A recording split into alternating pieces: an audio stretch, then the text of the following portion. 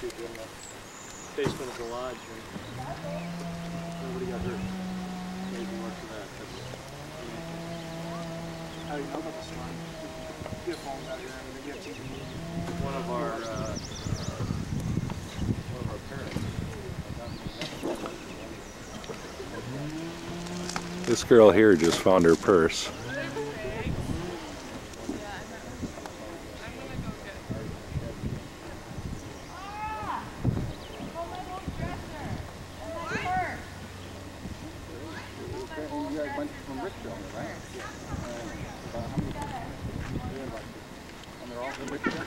Oh my girls found half. Oh my gosh.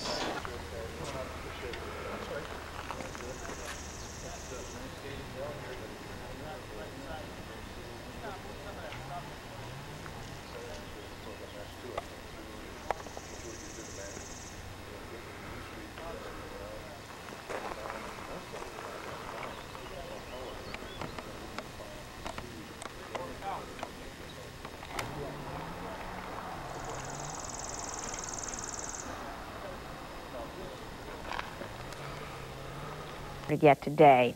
Well, some 3rd and 4th graders are back home in Minnesota from Siren, Wisconsin. They were at a church camp there when the tornado hit last night.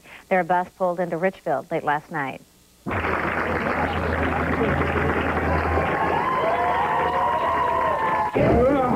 Their parents awfully glad to see them. About 55 kids took cover in the basement of Camp Ojibway during the storm, and the little members of Hope Presbyterian were supposed to stay a week, but now they're just glad to be home. Everyone is safe, all our staff as well as all our campers, and that is a blessing. So we are very thankful for that. These kids won't be returning to camp this summer, and other kids may not be able to attend camp either. The pastor and staff are heading back to Siren today to check out the damage at the campsite. That's a look at your top stories. It's now cloud coming towards them as a storm picked up speed in Siren.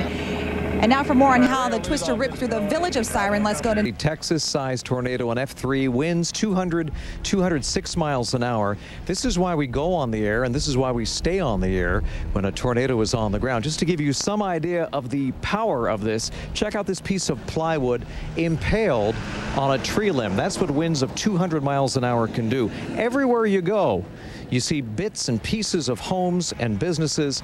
I've had a lump in my throat here for the past couple of hours. Well, Mud Hen Lake, 5 miles west of here, took a direct hit, and most every place on the western and the northern shores of that lake were destroyed or at least heavily damaged. It was the damage right at the kitchen windows and the whole wall off, just like that. We were right down in the basement of the lodge. But just down Mud Hen Lake at Camp Ojibway, a parent of a church camper called from the Twin Cities saying on TV they were talking about a potentially dangerous storm approaching. So some 50 3rd and 4th graders huddled in storage rooms. There was some crying and some screaming, but I think the staff did a really good job. They started singing songs with them real quick. Some of their Bible songs that they've learned this week. When the tornado passed, several of the cabins the kids would have been in were leveled. A mattress impaled on a tree. Counselors knew without the early warning things could have turned out much differently. It's just amazing when we look around that they got out unharmed, not one scratch on one camper, and we're just so thankful and so grateful when you look around what happened here. The kids were so scared last night about their animals.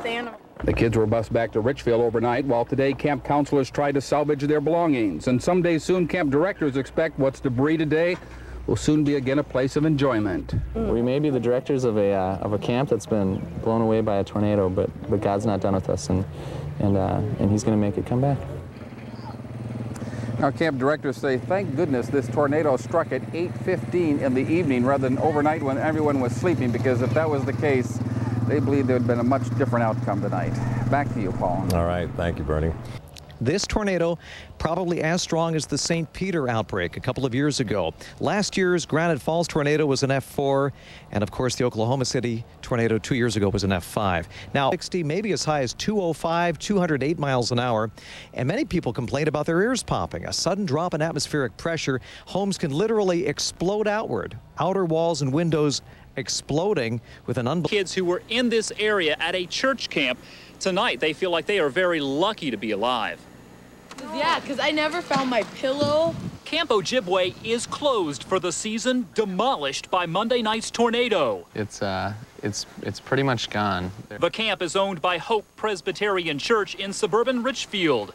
And when the storm hit, 53 youngsters and 15 staffers scrambled to the lodge basement for safety. Seconds after I shut the door behind me, the windows blew through, the ping pong tables flew against the walls, glass was flying under the doors.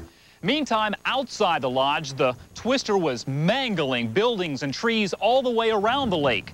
Camp Ojibway used to have 5 separate cabins for the young campers. 2 of those cabins used to sit right here.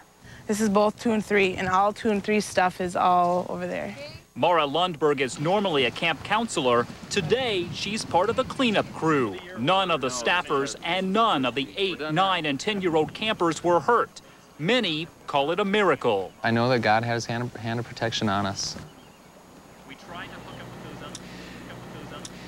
You know, once again, the camp nurse out there told me she didn't have to treat any of the campers for any types of injuries, but she says there will most definitely be some emotional scars for the kids who lived through that storm. Tonight, those kids are back at home with their parents in the Twin Cities. Again, here in Siren, Wisconsin, tonight, a curfew is in effect. Kids had any warning that the storm was coming, and where did they hide if they did? Interestingly enough, the camp director tells me that they were watching the storm on the internet and kind of tracking it as it came toward them. They say once it got really close, they just thought it was a thunderstorm until they actually heard that stereotypical roaring sound. You know how folks always say it sounds like a locomotive? Mm-hmm. They say they heard that sound and they started running for the basement in the lodge. And as you heard in the story, they say they got the door closed just in time. That's the place to be. Tim, thanks very much. A group of Twin Cities kids at a church camp in Siren learned a lesson in survival. About 55 3rd and 4th graders took cover in the basement of Camp Ojibway during the storm.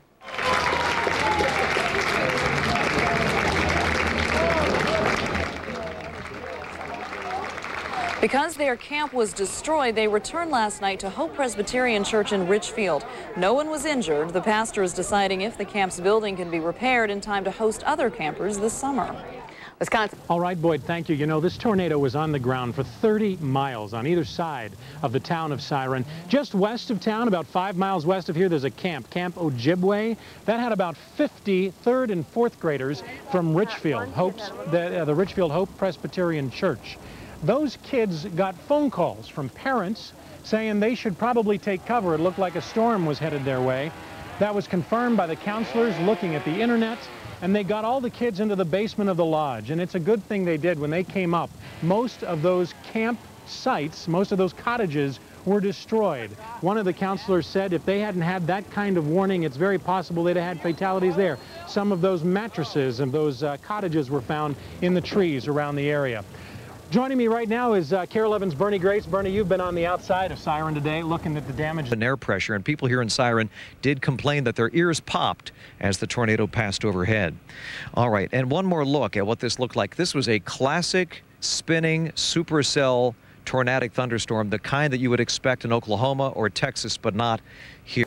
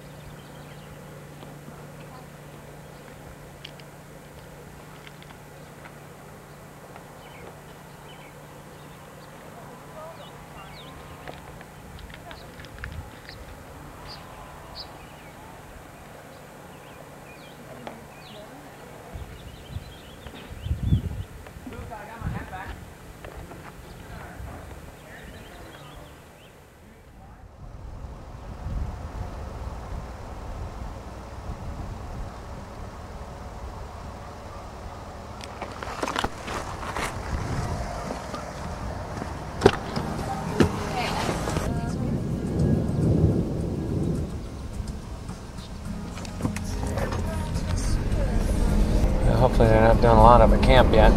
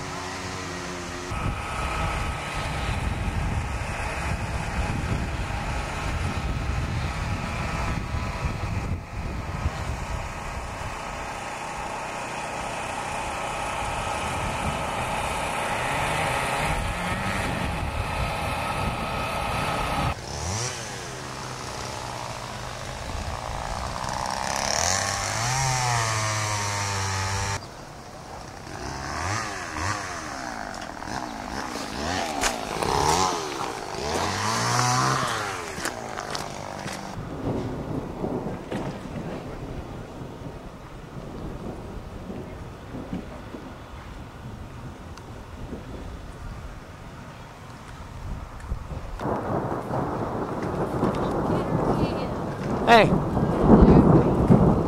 Pretty amazing, isn't it? It's stunning.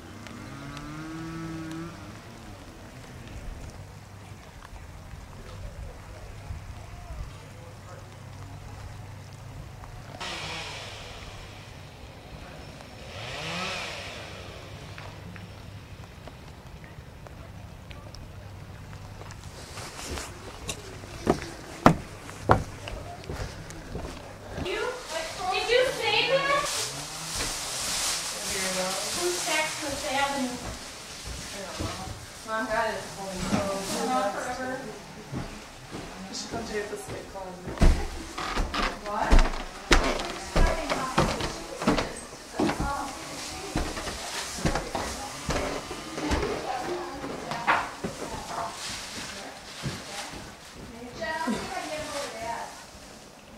He's upstairs. In a little bit. Well, I can too, Dad. Okay. You want me to? Sure. Keys are in it. The railing's gone out.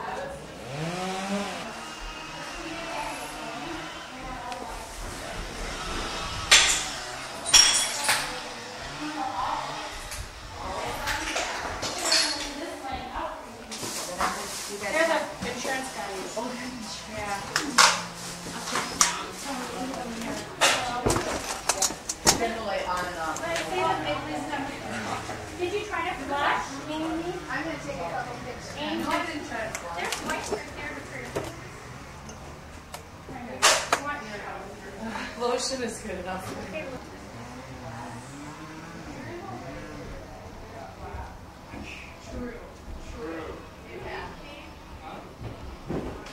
Oh, myself. Hey, bud. We don't want the NIV. Let's do.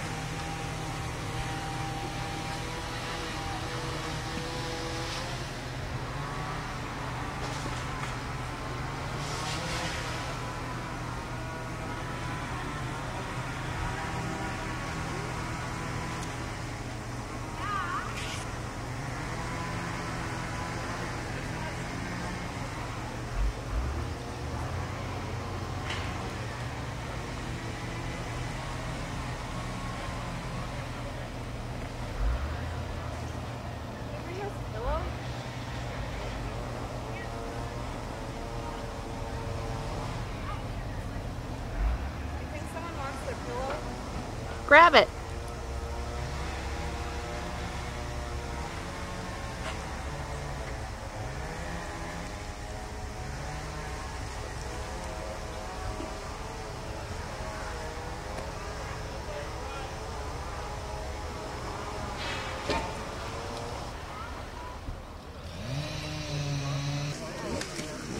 Don't get dirty though, of course, you know. All right, this is a thank you photo. Ready, go. And it takes pictures and video. Thanks, we're done. Well, when you...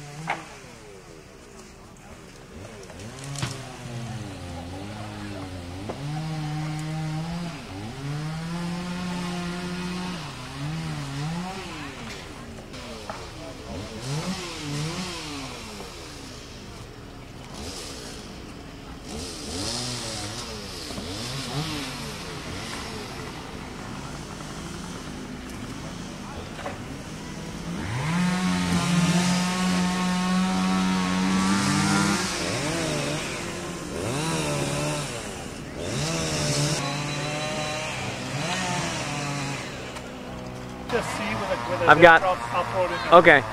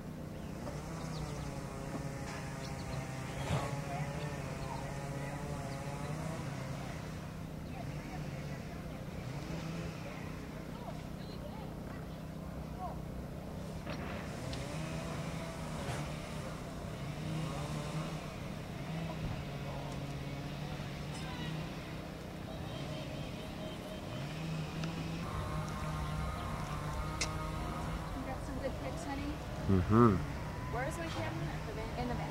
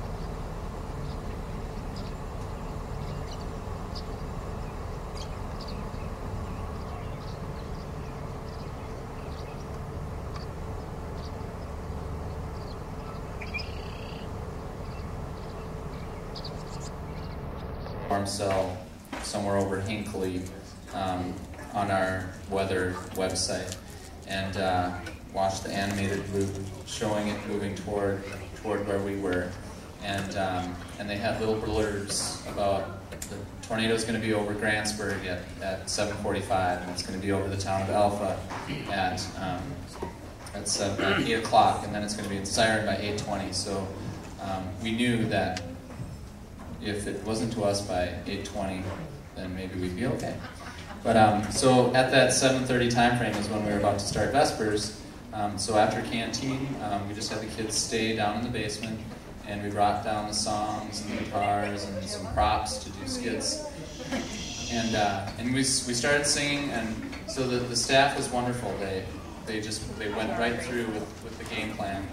And outside, as you can imagine, it was to the north where the storm was kind of going past us. It was very dark, constant lightning and thunder, just a low roar of just constant rumbling. And it was very calm, just a slight cool breeze. And as Paul Douglas would say, there was that hook in the trailing corner, and we could see it perfectly on the radar until the power went out. And so when the power went out, that was kind of our first of the last signs. And so we moved into more of a beyond just pray mode to, okay, what do we got to do next? And so all the kids were there, and I was in front getting ready to do some Camp Ojibway Comedy Olympics, and the wind started to pick up, and Mara Lundberg kind of leaned over to Kim and said, I think we got to get these kids in the rooms. And so at that time the wind started to pick up, and almost instantly the pressure in the basement. You kids probably remember feeling the pressure on your ears, almost like when you're diving down into a swimming pool. It was really thick. And I just kind of looked back, and we were at the moment saying, okay, campers, find your counselors, boy counselors here, there, and then the pressure was really thick, and the rain was hitting the windows pretty hard, and at that point we just said, get into the rooms. And the kids were amazing. They were so cooperative. Nobody asked why. They just got into the rooms, and I don't even know how I got from where I was into the dry storage room, but I shut the door behind me, and Pam Cooper was right next to me, and tell me who you were. Maybe it was Annabelle, right down on the floor next to me, and we just got down, and it was like the door shut, and boom, the windows. I heard the windows explode. The glass was flying in. The wind was fierce, and if you heard Tim Seymour on Fox 29 last night, I said to him it was just like the stereotypical locomotive sound, at least from my standpoint, and there were loud booms because the roof was being torn off and the ceilings were falling in, and it was scary. It was really scary. I saw kids holding each other's hands. I saw they were singing. They were praying. We prayed. The kids were echoing the prayers. God was just hovering. Probably has more than 2 hands because we were in 3 places. But he was right there, and the action of the real heavy part of the storm lasted probably about 3 minutes, and we just kind of huddled. And then I got up, and I was so compelled to see where the other folks were that I would go to the door, and I would push on the door, but the wind was so strong still against the door, and I just enough to peek out and to see the debris coming in the windows still, and the glass just everywhere, and insulation. And I probably checked every minute and a half, and I would look, and I wanted so badly to run out there and to see if everybody was okay. My mother-in-law, Pam Cooper, was was wonderful. She said, "No, not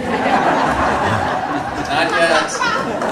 And but you could hear the storm quieting down, and finally I couldn't take it, and I had to go. And her last words were, "Be careful." And I went out, and I went directly down, 3 doors down to where I hoped more people were, and there was already something under the door, like a sleeping bag, towel, something, and because glass had been flying under the doors, and I opened that room, and there was another group of people, but I had not seen Kim yet, and at that point in time, I turned around to look out onto camp, and it was I was shocked because I've been at camp for many years as a camper, counselor, now a director, and we've had storms and we've lost trees, and trees have fallen on cabins, and that's kind of what I was expecting. But what I saw was unreal, and so it was really freaky. And then I heard Kim calling my name, and I went to one door, and it was the stairway, and there was no one there. Shut that door, and I went to the next door, and in there was Kim with Becca Goodham. Where are you, Becca? And she didn't have any shoes, and then another boy was in there. Where are you? With the ducktail. What's your name again? Nikolai. I knew it. And he was in there, and he was the man at the time. I was the child.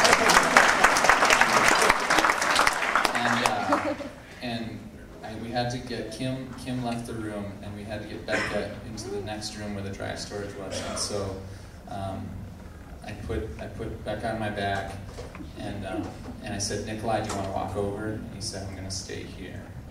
And so he did, and I brought Becca over to the other room, and then I went to the office to get phone numbers so I could call anybody, and I got a hold of Rex to try and get buses. And long story short, I went back out into the basement area, and I heard, David, and I thought, oh, he's still in there. And I opened the door, and there he was, and I was like, oh, buddy, you are awesome. And there he was, and he was just waiting, and he hopped on my back, and I brought him over to the dry storage room, which was now like 112 degrees, and he was so courageous. And I found him later, and I told him how amazing he was. But do we still have time? Okay. And so most of the kids were now in the dry storage room. We walked up the stairs and looked out onto the water, and the dock was gone without the kids, just a few staff and I. And as I was trying to get a cell phone to work, and the waterfront was just gray, just ugly, and I didn't want the staff to walk too far because you could see right down the staff hallway and out into the open air, and the roof was off the kitchen, and you could see it all right there.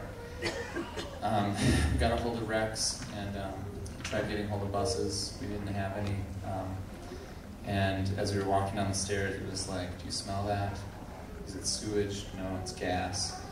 And it was getting thicker and thicker. And so we got all the kids out of the dry storage room, out of the lodge, and we walked out to the rec hall and started setting up chairs there. And that was when we looked and we saw Kevin's 9, 10, 11 were no more.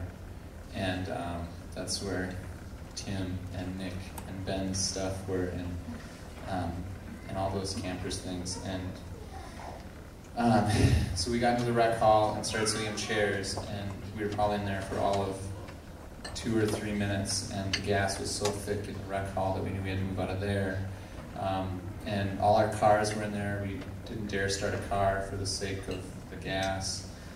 So we walked toward the volleyball court and over to the road, and eventually moved the kids across the road into the field. The power lines were down on both sides of where the path to the field was. And so we were able to safely get across the bridge that Tim had built not 2 weeks earlier, and it was still there.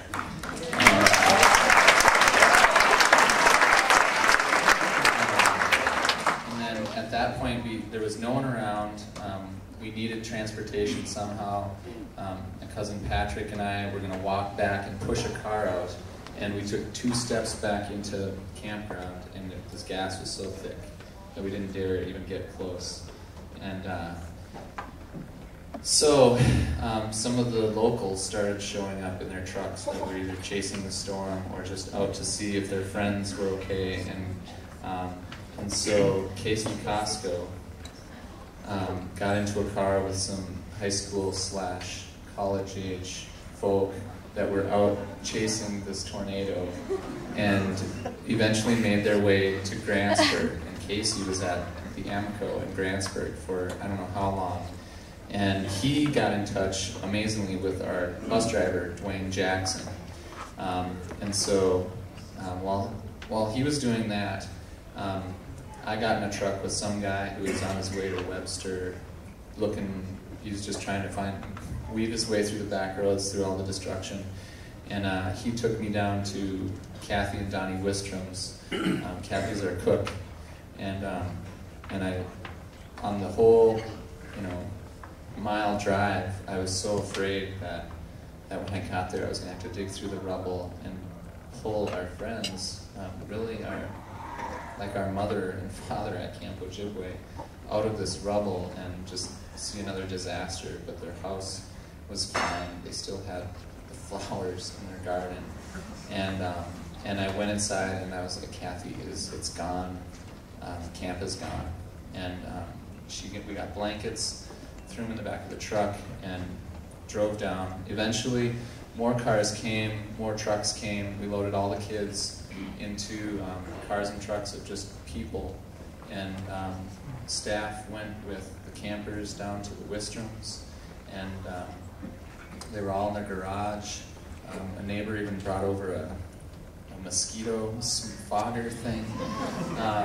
And eventually, we were all at the Wistroms, and amazingly, her phone was working.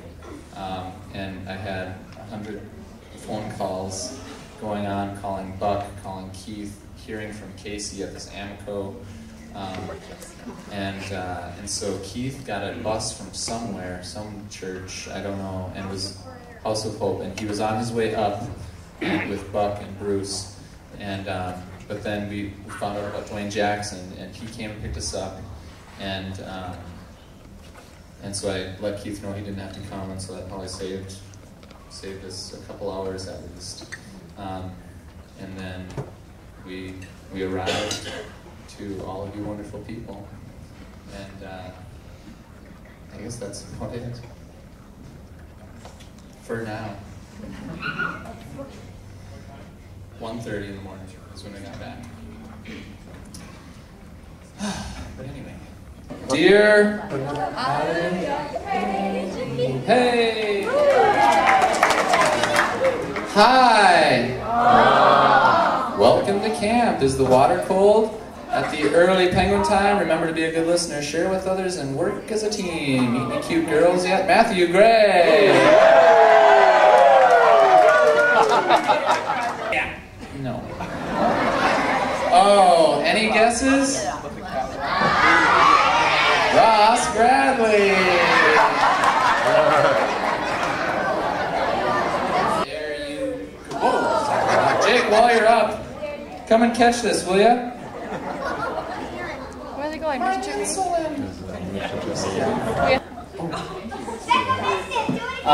These flowers, staff, are from Megan Stratford, but I'm sure she speaks for all the campers when she says thank you for all that you did.